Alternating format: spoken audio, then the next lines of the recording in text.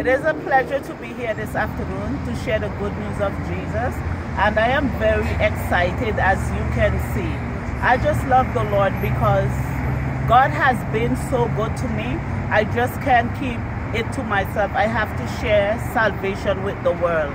And my hope for every believer is to wake up from out of your sleep and get out and win the lost for Jesus with your best ability. And I just love Jesus, and I encourage you to come out and win the lost for Jesus. Do have yourself a wonderful day. Goodbye.